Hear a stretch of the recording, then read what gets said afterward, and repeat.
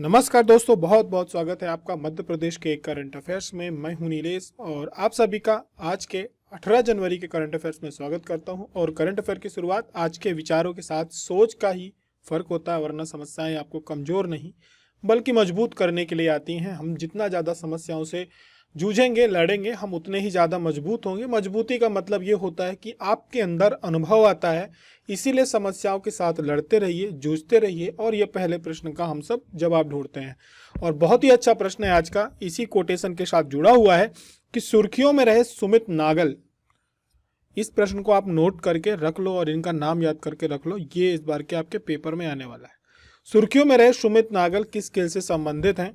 तो आज के सुबह अखबार आपने पढ़ा होगा तो आपको इसका जवाब मिल गया होगा कि ये लॉन टेनिस से संबंधित है, क्योंकि इन्होंने रच दिया है इतिहास। इतिहास ये है कि कजाकिस्तान के जो अलेक्जेंडर बुल्बिक हैं, इनको हरा करके उन्होंने पहली बार ऑस्ट्रेलियन ओपन टेनिस के दूसरे दौर में प्रवेश किया है। और इसलिए ये महत्वपूर्ण हो जाता है। ये हालांकि चल रहा है अभी 14 जनवरी से 28 जनवरी तक ये चलने वाला है मेलबर्न पार्क में। और क्योंकि ये जो है 127वें नंबर के खिलाड़ी हैं सुमित नागल, और इन्होंने टूर्नामेंट में 27वीं वरीयता प्राप्त खिलाड़ी बुल्बिक को हराया है। और इस जीत के साथ ही पहली बार ऑस्ट्रेलिया ओपन के दूसरे दौर में पहुंच गए हैं। और इससे पहले नागल जो 2021 में टूर्नामेंट के जो शुरुआती दौर था लिथुआनिया के, उनके रिकॉर्ड्स के बेरमिस के बाहर गए थे। लेकिन किसी भी भारतीय पुरुष सिंगल्स खिलाड़ी की किसी वरीयता प्राप्त खिलाड़ी पर यह पहली जीत है। और बात करी जाए यदि ग्रैंड स्लैम टूर्नामेंट की, तो द्वितीय वरीयता प्राप्त खिलाड़ी को हराना अपने आप में एक बहुत बड़ी उपलब्धि होती है लॉन टेनिस में, और विशेषकर भारत के लिए एक ये पहली बार ही ऐसा।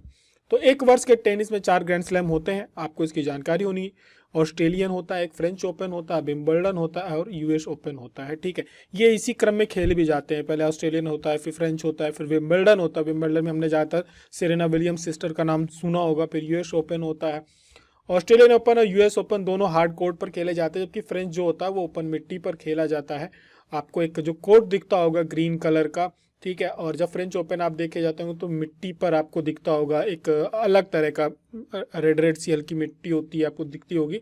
और विंबलडन जो होता है वो घास पे होता है। विंबलडन में सबसे ज़्यादा फेमस कौन रहा है? सेरेना विलियम्स रही है। आगे की तरफ बढ़ेंगे, बात करेंगे अगले प्रश्न की। प्रश्न क्रमांक 2 की कौन सी भाषा भारत की 9वीं शास्त्रीय भाषा होगी? और ये प्रश्न भी बहुत महत्वपूर्ण है। आज बहुत अच्छे प्रश्न हम आपको लेकर के आए हैं। ये भाषा है फारसी भाषा। ईरान के दौरे पर गए हुए हैं हमारे देश के विदेश मंत्री एस जयशंकर, और ईरान के साथ अपने संबंधों को अच्छे रखना बहुत ज़रूरी है, क्योंकि ईरान जो है थोड़ा सा हमारा जो चाबहार बंदरगाह था वो मैटर पाकिस्तान के कारण बिगड़ गया। हमारे लिए बहुत समुद्री उसमें सीमा में भी हमारे लिए बहुत बड़ा एक महत्वपूर्ण पड़ोसी। यदि हमारे ईरान के साथ अच्छे संबंध रहेंगे तो यूरोप में हमारे जो क्या कहते हैं एक तरह से नेटवर्क है हमारा, यूरोप में हमारी जो क्या कहते हैं वहाँ पे पहुँच है वो बहुत ही आसान हो जाएगी। और जो गल्फ कंट्रीज़ हैं उधर की तरफ उनसे भी हमारी अच्छी एक पकड़ हो जाएगी। ईरान बहुत मायने रखता है, क्योंकि उस क्षेत्र में ये जो एक बेल्ट है पूरा पूरा ये अशांति वाला बेल्ट है। तो वहाँ पर एस जयशंकर गए हुए हैं, तो वहाँ पर हमारी जो शिक्षा नीति है, और ईरान के साथ हमारे आज के संबंध नहीं है, बहुत पुराने संबंध है। आप जब इतिहास पढ़ते हैं तो आपको फारस की खाड़ी, फारस से आए हुए फारसी भाषा, ये पूरा एक क्रम समझ में आता होगा कि हमारे जितने भी ज्ञान था, हमारे जो ऐतिहासिक ग्रंथ थे उनको सबको फारसी में अनुवाद किया गया। जो मुगल है उनका भी एक तरह से जो उनकी ऑफिशियल लैंग्वेज हो गई थी वो फारसी थी। तो हमारे ज़्यादातर जो हमारी भाषाएं रहीं, और वर्तमान में आप यदि आज देखोगे तो जो हमारे कोर्ट कचहरी होती है उसमें बहुत सारे वर्ड्स जो हैं, कीवर्ड्स, अरबी फारसी वर्ड यूज किए जाते हैं। आज भी हमारे यहाँ जो हमारे मुस्लिम समुदाय होते हैं अरबी और फारसी इस वजह से सीखते हैं क्योंकि उनको ये लैंग्वेज आसान पड़ती, क्योंकि बहुत सारे जो ग्रंथ हैं या चीज़ें वो अरबी और फारसी में उपलब्ध है उनके लिए। हमारे यहाँ भी कई बार हम लोग अरबी और फारसी वर्ड यूज कर जाते हैं, हमें मालूम नहीं होता। तो इन्हीं सब चीज़ों को ध्यान में रखते हुए इसको एक क्लासिकल लैंग्वेज में रखा जाएगा। नई शिक्षा नीति जो नेप 2020 है उसमें इसे शामिल किया जाएगा। और आधिकारिक तौर पर भारतीय संविधान की 8वीं अनुसूची के तहत बात करी जाए तो आपसे पूछा जाए शास्त्रीय लैंग्वेज कहाँ होती, तो 8वीं अनुसूची के तहत अब तक 6 शास्त्रीय भाषाओं की पहचान की गई है। इनके अनुसार फारसी सहित पाली और प्राकृत को संरक्षित हमें किया जाना चाहिए। भाषाओं को संरक्षित करना बहुत जरूरी होता है। वर्तमान में भारत में 6 शास्त्रीय भाषाएं हैं। 2004 में तमिल पहली शास्त्रीय भाषा थी। 2014 में उड़िया को अंतिम शास्त्रीय भाषा के रूप में शामिल किया गया था। किसी भाषा को शास्त्रीय घोषित करने के देखिए अलग मानदंड है। एक तो पहले उसका प्राचीनता देखी जाती है, ऐतिहासिक ग्रंथों में कितनी उपलब्धता है ये देखी जाती है, और इसका जो विरासत का जो हमारी जो पुराना साहित्य है कितना उपलब्ध है, यानी इनका जो एनिसेंट पूरा लिटरेचर है कितना उपलब्ध है आज की डेट में, तभी से वहाँ से पता चलेगा कि ये कितनी पुरानी लैंग्वेज है।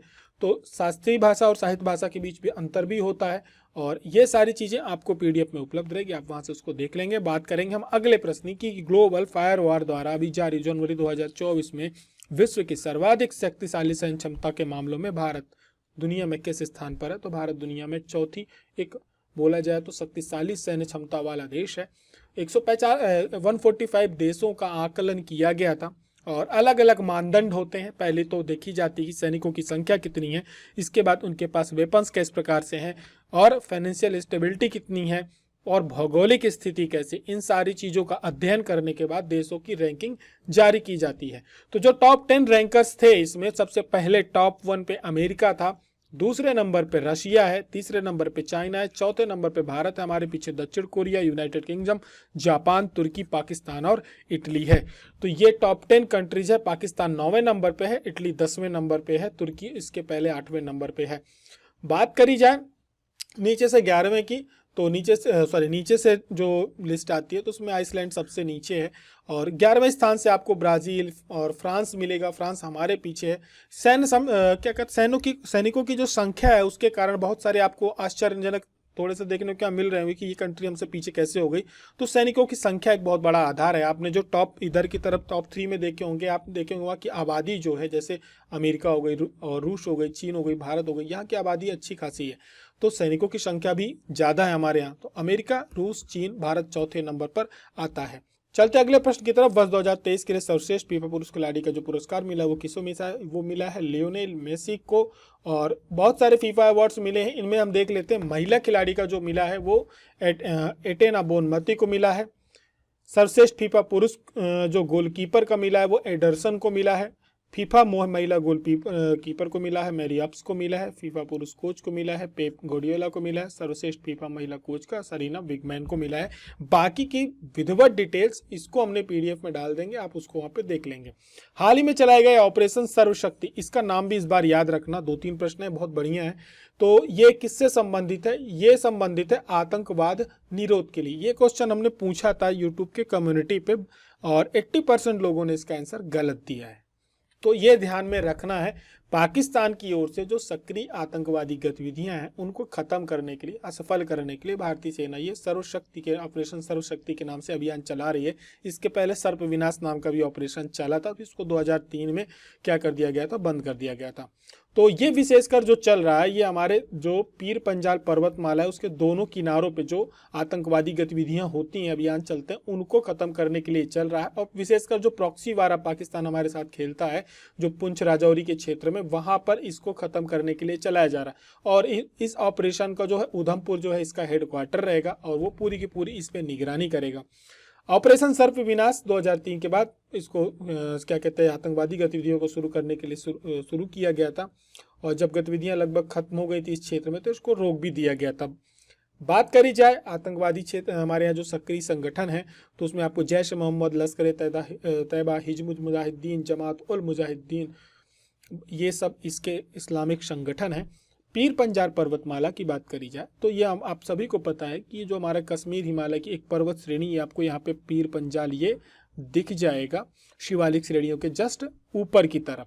तो यहाँ पर हमारा जो है एक तरह से ये जो पीओके है वो भी आपको यहाँ पे मिलेगा, पाकिस्तान ऑक्युपाइड कश्मीर।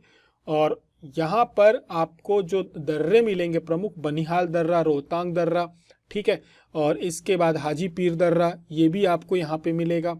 और साथ ही में इस पीर पंजाल को जो है पर्वतमाला की पीर की गली भी कहा जाता है। और पर्वतमाला की जो इसकी सबसे ऊंची चोटी है पीर पंजाल की, वो मणिमहेश कैलाश है, 5,653 मीटर ऊंची है। दर्रों की बात करी जाए तो यहाँ पर जो सबसे महत्वपूर्ण दर्रा है 232 मीटर ऊंचा, यह दर्रा वेरीनाग नामक झील के पास स्थित है, जिसे हम लोग पीर पंजाल क्या कहते हैं, कश्मीर घाटी जम्मू जो राजौरी का पुंछ जिला उसको जोड़ता है। बनियाल दर्रे की बात करी जाए तो बनियाल दर्रा कौन सा है? इसमें बनिहाल दर्रा जो है, जवाहर सुरंग जो है इसमें बनिहाल दर्रे में ही आती है। रोहतांग की जो ऊंचाई है 3980 मीटर है।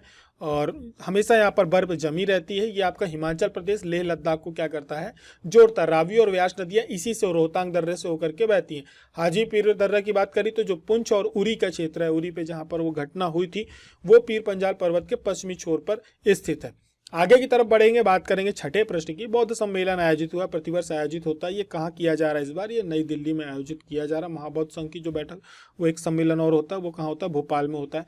उपराष्ट्रपति हैं, उन्होंने इसका शुरुआत करी, महासभा का उद्घाटन किया है। और साथ में बात करी जाए एशियाई बौद्ध सम्मेलन की यानी ABCP की, तो इसकी जो स्थापना हुई थी 1970 में भारत, श्रीलंका और नेपाल के धार्मिक नेताओं के द्वारा शुरू की गई थी। और इसका जो मुख्यालय है उलान बटार मंगोलिया में स्थित है। कभी भी मुख्यालय पूछा जाएगा तो ध्यान रखना है। जो बुद्ध की महान शिक्षाएं थी या जो उनकी वैश्विक शांति को लेकर के एक सोच थी, आवाज़ थी, उसको बुलंद करने के उद्देश्य से, आगे बढ़ाने के उद्देश्य से इसको क्या किया गया था? शुरू किया गया था। 2019 में इसके 50 साल के लगभग पूरे हुए। ठीक है, आगे की बढ़ेंगे, बात करेंगे सबसे पहले अगले प्रश्न की, जो कि हमारे मध्य प्रदेश से जुड़ा हुआ है।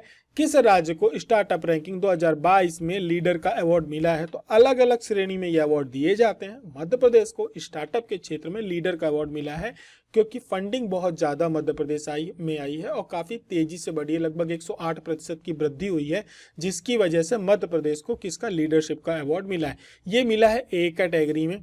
और तीसरे नंबर पर सबसे ज़्यादा जो फंडिंग आई वो आंध्रा और असम में आई है। और ये जो है हमारे यहाँ का जो वाणिज्य और उद्योग मंत्रालय है उसके द्वारा दिया जाता है। स्वाभाविक रूप से पीयूष गोयल उसके मंत्री हैं, तो दिल्ली में ये अवार्ड दिया गया है। और मध्य प्रदेश सरकार की जो नई स्टार्टअप नीति है प्रधानमंत्री के द्वारा शुरू की गई थी फरवरी 2022 में, उसके कारण हमारे यहाँ स्टार्टअप्स में फंडिंग बहुत तेज़ी से हो रही है। साथ ही बहुत सारी अन्य रियायतें भी दी जा रही हैं। बहुत सारे जो पेपर वर्क्स होते थे उनको ख़त्म कर दिया गया, एक तरह से रोक दिया गया है। 5 साल के लिए कोई भी टैक्स इंस्पेक्टर आपके घर पे नहीं आएगा। ये सारी बहुत सारे उसमें क्लॉज हैं, जिसकी वजह से हमारे यहाँ स्टार्टअप्स बहुत तेज़ी से स्टार्ट हो रहे हैं और फंडिंग हो रही है, उनको सहायता मिल रही है। आगे की तरफ बढ़ेंगे, बात करेंगे 8वें प्रश्न की। 8वां प्रश्न है कि प्रदेश के किस स्थान में भगवान कामतानाथ परिक्रमा की जाती है? कामतानाथ परिक्रमा, जो कि परिक्रमाओं से जुड़े हुए 2 बार प्रश्न आपके PSC में लगातार पूछे जा चुके हैं। तो ये जो परिक्रमा होती है ये चित्रकूट में होती है। कामतानाथ का जो मंदिर है ये चित्रकूट में, सतना जिले में जो आता है वहाँ पर है। स्फटिक शिला, गुप्त गोदावरी, सती अनसुईया, ये सभी मंदिर आपको चित्रकूट की जो परिक्रमा है उसी के दरमियान देखने को मिल जाते हैं। हुआ ये है कि जो मुख्यमंत्री हैं उन्होंने श्री रामचंद्र पथ गमन न्यास की बैठक करी थी। अध्यक्षता मुख्यमंत्री के द्वारा की जाती है। 1450 किलोमीटर की ये पूरी की पूरी यात्रा है। 23 प्रमुख धार्मिक स्थलों को इसमें सम्मिलित किया गया है। इन 2 बातों को याद रखना है। अध्यक्षता मुख्यमंत्री के द्वारा की जाती है, इस चीज़ को याद रखना है। 23 प्रमुख धार्मिक स्थल है और 1450 किलोमीटर की यात्रा है। क्योंकि ये वर्ष राममय रहने वाला है तो पेपर भी हो सकता है इससे जुड़ा हुआ आपसे कोई ना कोई प्रश्न पूछ लिया जाए। और इसके साथ ही यहाँ पर अमावस्या में मेला लगता है जिसमें दीपदान किया जाता है। इस चीज़ को भी हमें ध्यान में रखना है। बाकी की गतिविधियाँ क्या रहती हैं वो उसमें बता दी गई है, हो सकता नहीं पूछी जाए। लेकिन धर्म राजस्व मंत्री वर्तमान में धर्मेंद्र सिंह लोधी हैं।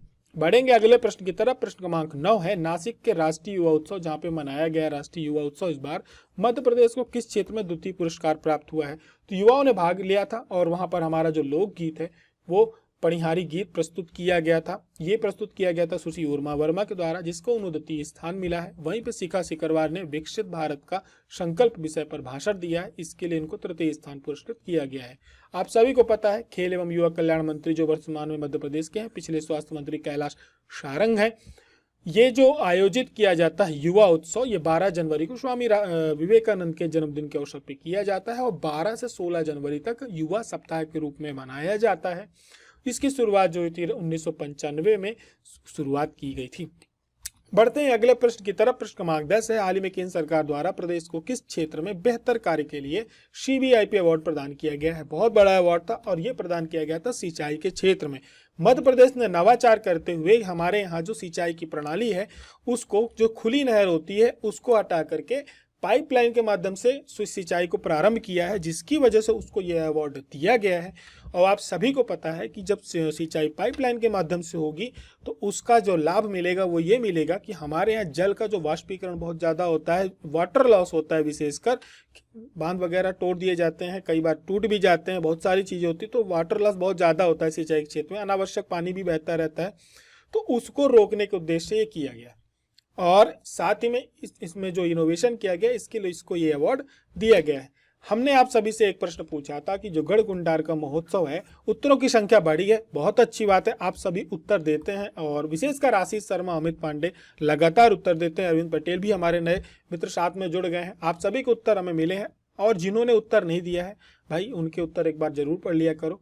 छोटा सा प्रश्न था, गढ़कुंडार महोत्सव कहाँ आयोजित होता है, किस जिले में मनाया जाता है, लेकिन आप देखो एक छोटे से प्रश्न से आपको कितनी सारी जानकारी आपके मित्र बंधुओं के द्वारा दे दी गई कि ये जो मनोत्सव मनाया जाता है ये निवाड़ी जिले में मनाया जाता है। 52वां जिला है मध्य प्रदेश का, टीकमगढ़ से अलग हुआ है, ठीक है। लेकिन साथ ही में आशीष पांडे आपको ये भी बता देते हैं कि महाराजा खेत सिंह खंगार की जो जयंती होती है प्रतिवर्ष 27-29 दिसंबर को मनाई जाती है। 3 दिवसीय ये महोत्सव होता है, ठीक है। और इसका जो आयोजन किया जाता है जिला प्रशासन और मध्य प्रदेश के सांस्कृतिक विभाग दोनों मिलकर के करते हैं। इसके साथ साथ 1 अक्टूबर 2018 को निवाड़ी अलग हो गया था, टीकमगढ़ जिले से अलग करके बनाया गया था। 3 तहसीलें थी, पृथ्वी, ओरछा, निवाड़ी को मिला करके बनाया गया था। 52वां जिला है, बेतवा नदी के किनारे स्थित है।